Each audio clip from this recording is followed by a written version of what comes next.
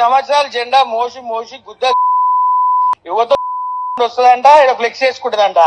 నమస్తే, welcome to our channel. నేను మీరిషి. నోరుంది కదా అని ఇష్టం వచ్చినట్టు మాట్లాడితే ఊరుకుంటారా? చెయ్యుంది కదా అని ఇష్టం వచ్చినట్టు పనులు చేస్తే ఊరుకుంటారా? అది కూడా ఒక మహిళను పట్టుకొని, అలాగే ఒకే పార్టీలో ఉన్న నేతలను పట్టుకొని మాట్లాడితే ఎవరైనా ఊరుకుంటారా? అంటే లేదు, బరాబర్ ప్రశ్నిస్తారు, బరాబర్ తగిన శాస్తి జరుగుతుందని ఒక చిన్న ఎగ్జాంపుల్ ఈ రోజు నేను మీకు చూపించబోతున్నాను. ఒకసారి ఈ వీడియో వినండి. మా ఇంట్లో మా తల్లి ఉంది, మా భార్య ఉన్నది, మా నాయనమ్మ ఉన్నది. మా ఇంటి మీదకి వచ్చి దాడి చేయడం కరెక్ట్ కాదు. రాజకీయ కుట్ర కాకపోతే ఇదేంది? రాజకీయ కుట్ర కాకపోతే ఇదేంది అంటే నేను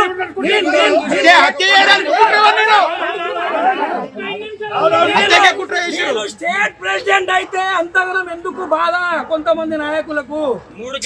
ఒకసారి ఈ ఆడియో కూడా వినండి. 30 సంవత్సరాలు జెండా మోసి మోసి గుద్ద యువత వస్తుందంట, ఇక్కడ ఫ్లెక్స్ చేసుకుంటుందంట. ఇక నేను స్టేట్ ప్రెసిడెంట్ ఏం లాభము? నా ఎంబడి ఓడి తిరగాలి, క్యాడర్ కి ఏం సమాధానం చెప్పుకోవాలి? కిదా టిక్కిడి ప్రభాకర్ రెడ్డి ఫోటో లేకుండా మంత్రాబాద్ డివిజన్ లో నువ్వు కాంగ్రెస్ పార్టీ క్లిక్ చేస్తావు.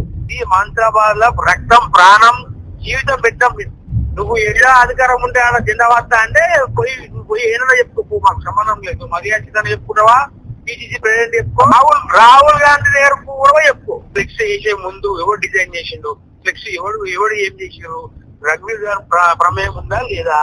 ఫ్లెక్స్ దాంట్లో వేస్తే కేపీఆర్ అన్న ఫోటో ఎందుకు చేయలేదు? మళ్ళా ఫ్లెక్స్ చేయమని మా డాడీ ఫోటో లేకపోతే నా అంతలో నేను పోయి వీడియో పెట్టి నేనే చెప్తా. రామ్ రెడ్డి అనేటువంటి మంత్రాబాద్ లో నువ్వు కావాలి, నీకు కేపీఆర్ అవసరం లేదా? ఎన్ని యాంగిల్ నవ్వాలో అన్ని యాంగిల్ పోతుపోయిన ఫ్యామిలీ మీద నవ్విపోతారు. నువ్వు పోయి ఫ్లెక్స్ చేసి పెద్ద మంచి ఫోటో వేసుకుంటే చిప్పక ముద్దు పెట్టుకుంటారా అమ్మ అని చెప్పి తిక్కలు కొడతారా? నువ్వు పూడక పార్టీ మారుకుంటా పెద్ద మంచి బొమ్మ వేయకపోతే చింపక ముద్దు పెట్టుకుంటారా? నేను చెప్తున్న పోరాడు సురేష్ అనేటోడు రెగ్యులర్ రఘువీర్ గారితో మందు అవుతాడు. నువ్వు కాంగ్రెస్ పార్టీలో ఈనాడన్నా నువ్వు పిల్లలను కనబడ్డావా? మరి నేను యూత్ కాంగ్రెస్ ప్రెసిడెంట్ ఉన్నా, మా ఇంటికి వచ్చినావా నిలబడతా అని. ఇంట్లో యూత్ కాంగ్రెస్ స్టేట్ ప్రెసిడెంట్ ఉన్నాడు, కొత్త స్టోరీ. నీకు చిన్నపిల్లలుగా కనబడొచ్చేమో. బయట రాష్ట్రంలో నేను నెంబర్ 3 ముఖ్యమంత్రి పిసిసి. Who are you? నువ్వు పార్టీకి ఏం సర్వీస్ చేసినావు? నువ్వు ఎవరు? నువ్వు టీడీపీలో ఉన్నప్పుడు మా డాడీ కదా నీకు కనవాపు తీసుకొచ్చింది. అధికారం కోసం కాంగ్రెస్ లకి బీఆర్ఎస్ లో పోయినావు. నేను అడుగుతున్న కృష్ణ యాదవ్, నీకు సిగ్గు శరం ఉంటే మా నాయన నీకు బీసీ అయితే నీకు టికెట్ ఇస్తా అన్నాడు కదా. నీకు టికెట్ ఇస్తా అన్నాక భోజుడికే నువ్వు మా అయ్య ఫోటో అయ్యవా? పిసిసికి చెప్పు, ముఖ్యమంత్రికి చెప్పు. నువ్వు వచ్చి నీకు నీ మనమానికి రాజకీయ అనుభవం లేదు.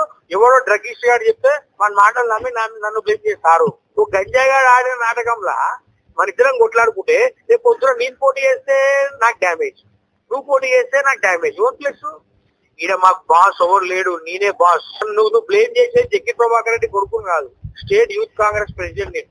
అందుకు యాదగిరెడ్డి అని ఉన్నాడు టీఆర్ఎస్ ఆయన, నువ్వేనుగా వాళ్ళ కొడుకు కూడా అర్థం మాట్లాడతాడు. సామారంగారెడ్డి ఉన్నాడు, సామారంగారెడ్డి ఇంట్లో 3 కొడుకులు తిరుమల గాని నరేందర్ గారు ఎంత లైక్ చేస్తారు తెలుసా? వాళ్ళ అన్న పిల్లలు, ప్రభాకర్ రెడ్డి పిల్లలు, పరమేశ్ వాళ్ళు ఎవరైనా.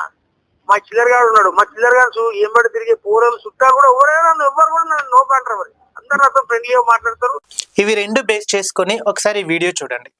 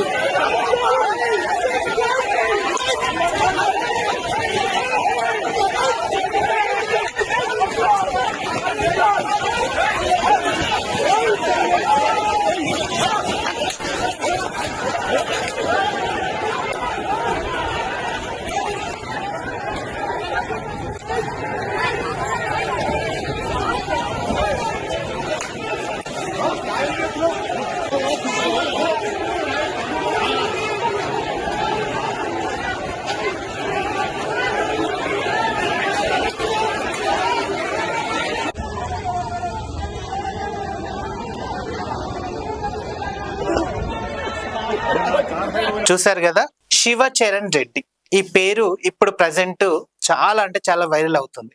యూత్ కాంగ్రెస్ పార్టీ లీడర్, అంటే కాంగ్రెస్ పార్టీలో ఒక క్యాడర్ ఉంది తనకి. అలాగే ఎన్నో సంవత్సరాల నుంచి యాదవుల కోసం ఆమె కొట్లాడుతూ ఉంది. అందుకని గుర్తించి గౌరవ ముఖ్యమంత్రి రేవంత్ రెడ్డి గారు ఆమెకి యాదగిరి గుట్ట బోర్డ్ చైర్పర్సన్ గా తనని నియమించడం జరిగింది. అవి ఎవరో కాదు, ఈశ్వరమ్మ యాదవ్ గారు. సో 80 ఏళ్ల ముసలావిడ. సో ఇన్నేళ్ల కష్టకాలానికి ఆమెకు ఒక పదవి అనేది దొరికింది. ఆమెను పట్టుకొని, ఒక మహిళను పట్టుకొని, అది కూడా కాంగ్రెస్ పార్టీలో ఉన్న ఒక మహిళను పట్టుకొని ఈ శివచరణ్ రెడ్డి అనే వ్యక్తి ఒక అసభ్యకరమైన మాటలు మాట్లాడడం, ఒక అసభ్యకరమైన వ్యాఖ్యలు చేయడం అనేది ఇప్పుడు రాజకీయ వర్గాల్లోని తీవ్ర దుమారం లేపుతుంది. విన్నారు కదా ఆల్మోస్ట్. సో ఇది అన్నమాట జరుగుతుంది. అంటే ఒక మహిళా నేతను పట్టుకొని, ఒక మహిళలను పట్టుకొని, మహిళల పట్ల అనుచిత వ్యాఖ్యలు చేసుకుంటూ, మహిళల పట్ల అనుచిత కామెంట్స్ చేసుకుంటూ, మహిళల పట్ల అనుచిత దారుణమైన మాటలు మాట్లాడుతుంటే ఎవరైనా ఊరుకుంటారా? అందుకే ఈ రోజు ఈశ్వరమ్మ యాదవ్ కు సంబంధించిన కొంతమంది అనుచరులు శివచరణ్ రెడ్డి మీద దాడికి చేయడం అనేది జరిగింది. అయితే ఈ దాంట్లో ఒక ఆడియో కాల్లో అతను ఒకరితో మాట్లాడుతున్నారు. ఇక్కడ ప్రభాకర్ రెడ్డిని మర్చిపోయారు, ప్రభాకర్ రెడ్డి ఫ్లెక్సీ లేకుండా ఎవతో ఫ్లెక్స్ వేస్తారా, ఎవతో వస్తుంది, ఎవతో ఏమో చేస్తుంది, ఫ్లెక్స్ వేసుకొని కూర్చుంటది అని చెప్పేసి అంటే, ఫ్లెక్సీ దుమారం అనేది ఇంత దారుణంగా ఉంటదని ఇప్పుడు ఈ మధ్య కాలంలో ట్రెండ్ అవుతుంది.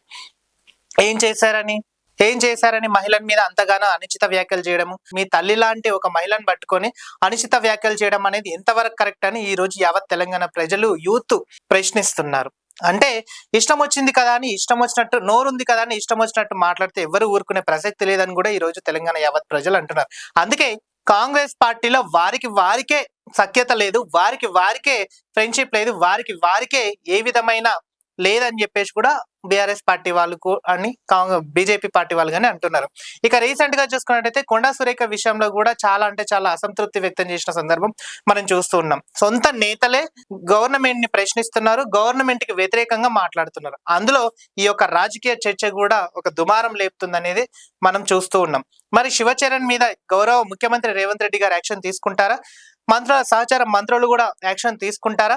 ఒకవేళ తీసుకుంటే కాంగ్రెస్ పార్టీ నుంచి ఆయన సస్పెండ్ చేసే అవకాశం ఏమైనా ఉందా, లేకపోతే క్షమించి వదిలేసే ప్రసక్తి ఏమైనా ఉందా అని అంటే ఇంకా ఆ విషయం మీద క్లారిటీ రాని సందర్భం మనం చూస్తూ ఉన్నాం. ఒకవేళ ముఖ్యమంత్రి రేవంత్ రెడ్డి గారు ఈ విషయంలోనే గనక తీసుకుంటే అటు ఆ క్యాడర్ ఇంపార్టెంట్, ఇటు ఈ క్యాడర్ ఇంపార్టెంట్.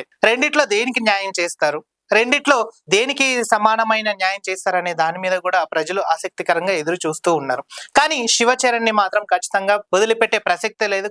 అతనికి ఖచ్చితంగా ఒక శిక్ష పడాలి అని చెప్పేసి కూడా ఈ రోజు యావత్ తెలంగాణ ప్రజలు గాని, ఈశ్వరమ్మ అనుచరులు గాని కోరుతున్న సందర్భం మనం చూసాం. మరి ఈ విషయం కూడా అగ్రనేతలకు చేరిందా, ఈ విషయం కూడా తెలంగాణ రాష్ట్ర ముఖ్యమంత్రి వారి దాకా వెళ్ళిందా అనే దాని మీద చూస్తే ఖచ్చితంగా వెళ్ళింది. దీని మీద హైకమాండ్ కూడా ఒక నిర్ణయం తీసుకునే అవకాశం ఉంది అని చెప్పేసి కూడా చెప్తున్న సందర్భం మనం చూద్దాం మరి హైకమాండ్ ఎంత నిర్ణయం తీసుకుంటుంది. ఈశ్వరమ్మ పట్ల ఆ శివచరణ్ గారు చేసిన అనుచిత వ్యాఖ్యలు మరి ఎలా దుమారానికి దారి తీస్తాయనే దాని మీద మరిన్ని అప్డేట్స్ కోసం keep watching people media point.